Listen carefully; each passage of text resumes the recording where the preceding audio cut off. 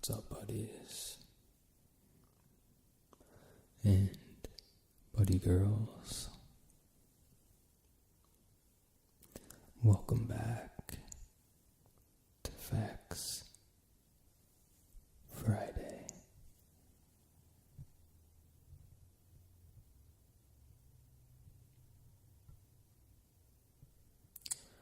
Today, we are going to discuss energy. Specifically,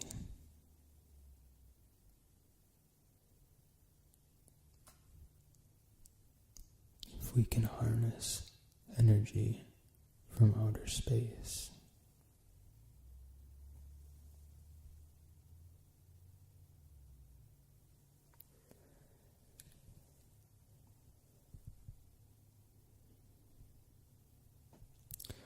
People have been searching for clean, alternative energy sources for decades to no avail.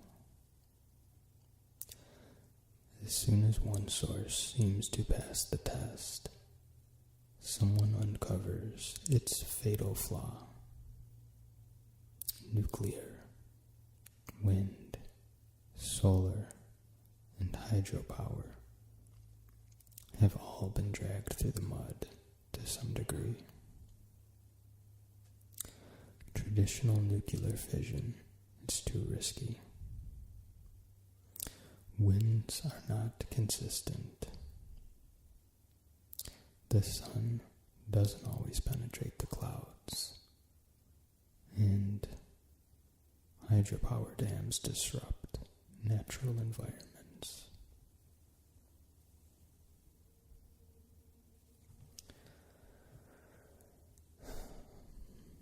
It seems like any workable solution is light years away. Literally. But some researchers think the answer to our energy needs rests in the stars.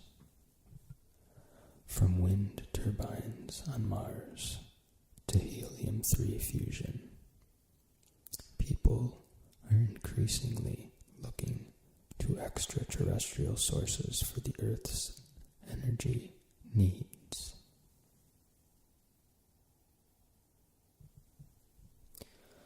One of the sources they're looking at is helium-3, to use in nuclear fusion reactions as opposed to nuclear fission, which splits an atom's nucleus in half. Nuclear fusion combines nuclei to produce energy, while nuclear fusion has already been tested with the hydrogen isotopes deuterium and tritium. Those reactions give off the majority of their energy as radioactive neutrons, raising both safety and production concerns. Helium-3, on the other hand, is perfectly safe. It doesn't give off any pollution or radioactive waste and poses no danger to surrounding areas. An isotope of the element helium, helium-3, has 2 protons, but only 1 neutron. When it's heated to very high temperatures and combined with deuterium, the reaction releases incredible amounts of energy. Just 2.2 pounds, or 1 kilogram of helium-3 combined with 1.5 pounds, or 0.67 kilograms of deuterium, produces 19 megawatt years of energy. Roughly 25 tons of this stuff could power the United States for an entire year.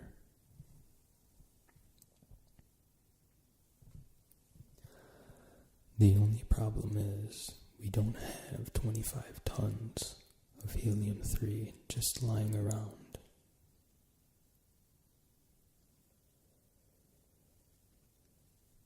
But, conveniently, the moon does. In fact, scientists estimate our lunar rock contains more than 1 million tons of the element. The energy stored in that much helium is 10 times the amount of energy you'd find in all the fossil fuels on Earth. If you put a cash value on it, helium-3 would be worth $4 billion a ton in terms of its energy equivalent in oil. The only issues that remain are the practicalities of extracting the helium and fine-tuning the fusion process. Current fusion reactors have yet to achieve the sustained high temperatures needed to produce electricity, and helium-3, extracted from the lunar surface, would require lots of refining, since it exists in such low concentrations in the soil.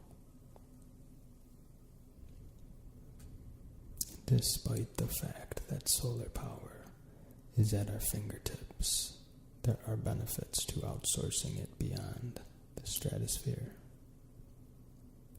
Aside from the more obvious reason of avoiding the large land use footprint presented by collections of solar panels, there's the fact that the sun actually does shine brighter on the other side of the fence.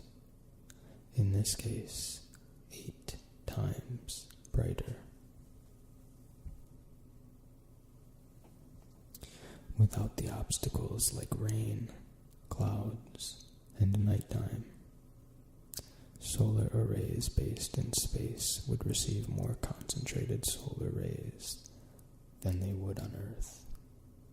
The panels also wouldn't be subject to the seasonal fluctuations that are unavoidable on Earth.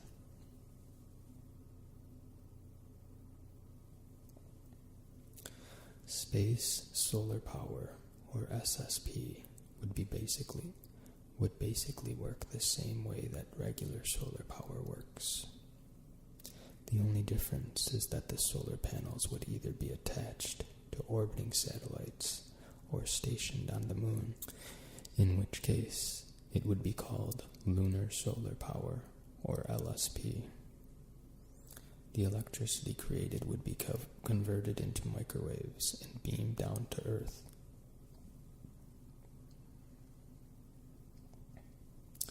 Rectifying antennas, or rectennas, on the ground would collect the microwaves and convert them back into electricity.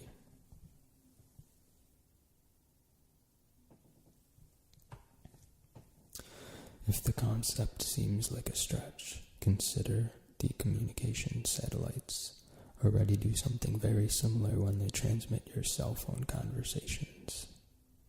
Some people have even suggested that the solar panels could piggyback on communication satellites. In fact, one of the reasons space-based solar power has gotten so much attention is that all of the necessary equipment and technology is already developed and understood.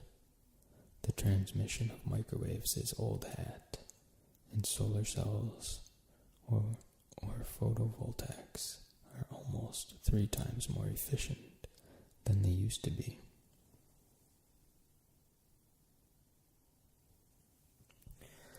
Some initial proposals in the 1970s envisioned gigantic 3x6 mile solar panel arrays transmitting microwaves to rectifying antennas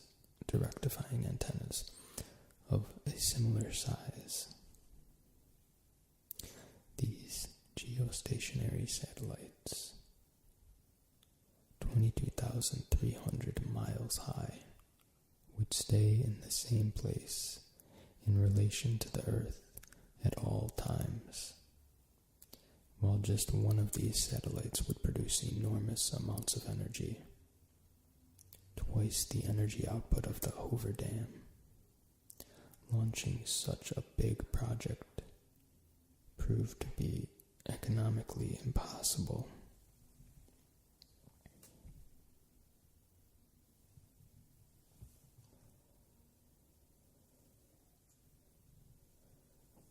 But recent proposals to have smaller satellites circle the Earth continuously would be more manageable and still produce considerable energy output. A satellite less than 1,000 feet across orbiting 300 miles above Earth could potentially power 1,000 homes. Even the Pentagon is on board, having released a study detailing applications in powering military operations. Japan, Russia, and Europe are also looking into it. Some experts estimate that significant amounts of power could come from space before the beginning of the next century. The major obstacle right now, as with any new technology, is cost. Launching, setting up, and maintaining a solar farm on the moon would require vast amounts of manpower and money. As it is now, launching an object into space costs 1,000 times more than transporting the object across the country on a plane, even though they use the same amount of energy. If NASA succeeds in finding a new generation of reusable launch vehicles, though, cost could go down. Not to mention the fact that a solar satellite could pay back the energy used to send it into orbit in less than 5 days. Many people agree that as we start to exhaust the Earth's natural resources, looking to the heavens for an answer may not be such a bad investment.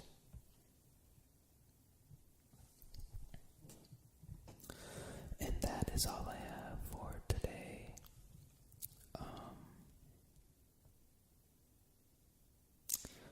Next week's Facts Friday will be a bit longer. I know this one was a little shorter, but not all of them could be an hour long. I just don't have the time for that. But I thought this one was pretty interesting.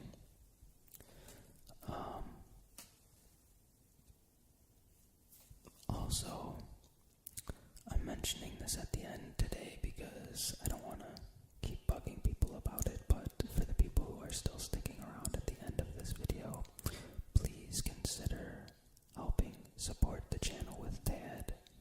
There is a link in my description to download it. That link is also a way to support the channel. So please consider doing that. It's really simple. It doesn't take a lot of time. And you can support the channel without using money if you don't have money. So it's a really cool app. I just wanted to say that I will probably be streaming this weekend. I don't know if I'll do any ASMR. Maybe I will. But I will be playing World of Warcraft probably, and just the vanilla World of Warcraft if I have enough time. And if you get a chance, I hope you come by and hang out for a bit, talk to me, because I always find it fun to just